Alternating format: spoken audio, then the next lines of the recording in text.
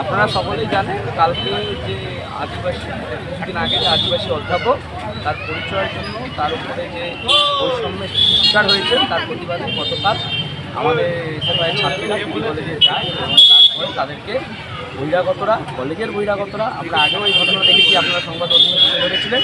কালকেও সেই ঘটনার পুনরাবৃত্তি হলো। আমাদের বহিরাগতরা আমাদের ছাত্রীদের উপর আক্রমণ করে তার হসপিটালে আহত অবস্থায়। তার প্রতিবাদে আজকে আমি রাস্তায় নেমেছি যে বহিরাগত মুক্ত ক্যাম্পাস করতে হবে, শিক্ষাঙ্গনে বহিরাগতদের উপদ্রব বন্ধ করতে হবে। এই কারণে আমরা আজকে রাস্তায় এবং যে আদিবাসী অধ্যাপিকা যে বৈষম্যের শিকার হলে তার ঘটনা যাতে আমাদের জেলার পুনরাবৃত্তি না হয়। কালকে আপনাদের উপরে কারা হামলা করেছিল? তৃণমূল ছাত্র পরিষদের কর্মীরা কালকে আমাদের উপর আক্রমণ করেছে। আপনারা জানেন বহিরাগত প্রাগৈতিহাসিক যুগের তৃণমূল নেত্রীরা যারা আমাদের ভোটারকে আক্রমণ করেছে। আপনারা তো থানায় অভিযোগ দায়ের করেছিলেন, কোনো ব্যবস্থা এখনো পর্যন্ত কি হয়েছে? এখনো অবধি আমাদের কাছে জানানো কোনো ব্যবস্থা গ্রহণ হয়েছে।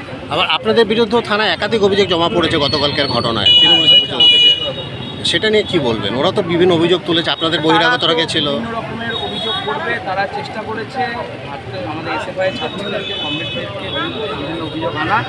সেসব মিথ্যে অভিযোগ আমরা জানি, আপনারাও জানেন। আপনারাও এর আগেও আপনারা গেছিলেন আরেকটা সংগঠনের পক্ষ থেকে, সেই সময় এরকম ঘটনা ঘটেছিল, তাদের বিরুদ্ধেও অভিযোগ আনা হয়েছিল। মানে এটা তো সত্যি না, বারংবার একই ঘটনা ঘটে যাচ্ছে।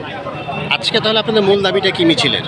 আমাদের দাবি, মেন দাবি হচ্ছে এক হচ্ছে বহিরাগত মুক্ত ক্যাম্পাস করতে হবে, ছাত্র সংসদের নির্বাচনের ডেট ঘোষণা করতে হবে এবং যে অধ্যাপিকা হেনস্থা হলো সেই ঘটনার যাতে পুনরাবৃত্তি জলপাইগুড়িতে না হয় তার বিরুদ্ধে ব্যবস্থা গ্রহণ করতে হবে।